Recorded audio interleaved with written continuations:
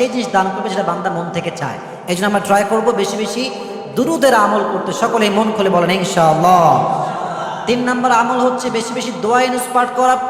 লা ইলাহা ইল্লা আনতা সুবহানাকা ইন্নী কুনতু মিনাজ জালিমিন।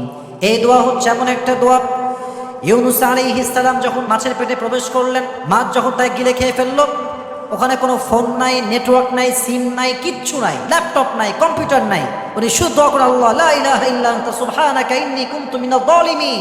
এই দোয়ার বিনিময়ে, দোয়াকে ওসিলা করে আল্লাহ তাআলা তাকে সেই মাছের পেট থেকে উদ্ধার করেছে। সুবহানাল্লাহ পড়বেন না আপনারা?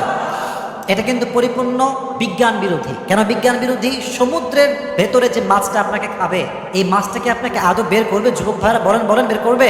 বের করবে না। এটা বিজ্ঞান বিরোধী। কিন্তু আল্লাহ কিভাবে কবুল করলেন? দোয়া, লা ইলাহা ইল্লা আনতা সুবহানাকা ইন্নী কুনতু মিনাজ জালিমিন। এখন আপনি